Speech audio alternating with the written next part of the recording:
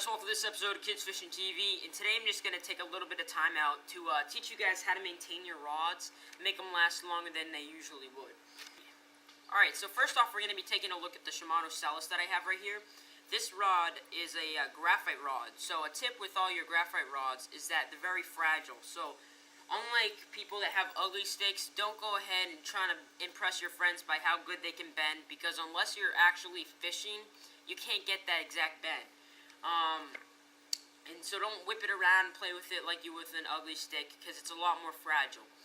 If you catch a fish and you want to go unhook the fish, face the reel up and just place the rod down, because if you drop it, you'll damage the reel. But we're not doing a reel maintenance right now, we're doing the rod.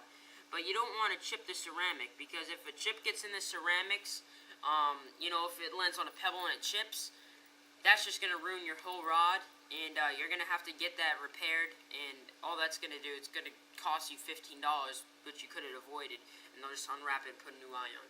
But it just costs you extra money, so just lightly place it. It's not that hard to do, and it's going to save you a lot of money, because if you have a chipped eye, your line's going to get caught on it. When you catch a fish, it's going to break you off, and you could lose a fish of a lifetime.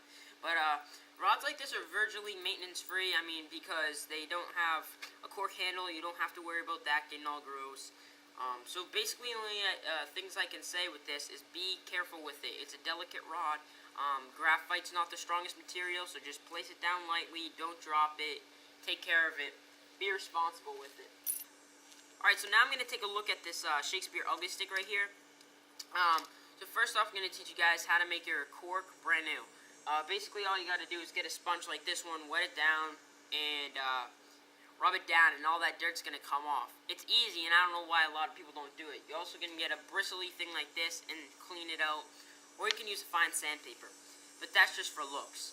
Another thing you can do is, with a rod like this, is don't drop it on the ground, just like with the graphite rod. A lot of people think that they can drop it on the ground because it's an ugly stick, which people think can't break, and also because it has metal guides, so they don't have ceramics. They're just metal all through and through. But still, you can break many different things when dropping it.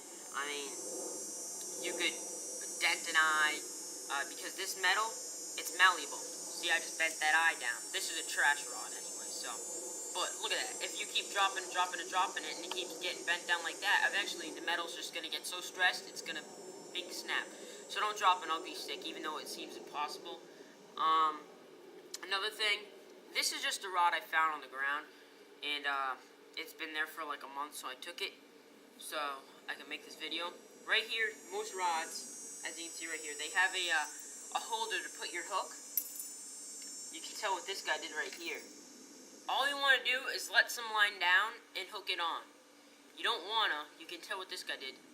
He put the hook on, and he reeled up really tight to the rod bent, and that just broke that metal, because it's not a strong metal. So you don't want to put too much tension on it. Also, if you store it like that, and the rod's bent, all it does is wear down your rod more and more. It's like catching more and more and more fish, and you know, after you catch so many fish, it's just gonna break down. So just keep it loose when you keep your eye on. Another thing that you can do to prevent your cork from breaking is store it in your house and not your garage, because if it's in a dry area, then it's just going to dry up and it's going to start cracking. And if it's moist, it could get waterlogged after a very long time, and you'll get all, like, you know, disgusting. So that's just a few things you can do. If you're taking your rod in salt water, this is the key, because salt water kills rods.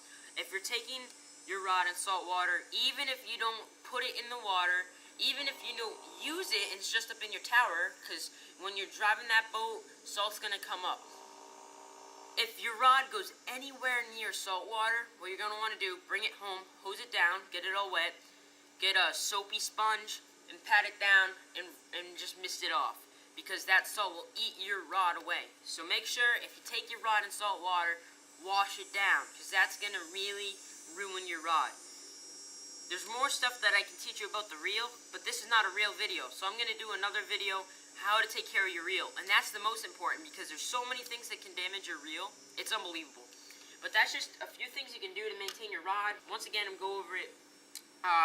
Graphite rod, all you got to do is be careful with it. Make sure you don't chip the eyes or ceramics. Just be careful with it. Ugly stick, don't drop it again. Just like the graphite, you can take care of the cork with a sponge. You know, don't drop it because the eyes will bend. There's just so many things you can do. Alright, so stay tuned for more awesome kids fishing videos, but primarily stay tuned for how to maintain your reel, because a lot of people are looking for that, and I'm going to teach you guys how to make your reel brand new. So stay tuned. See you guys later.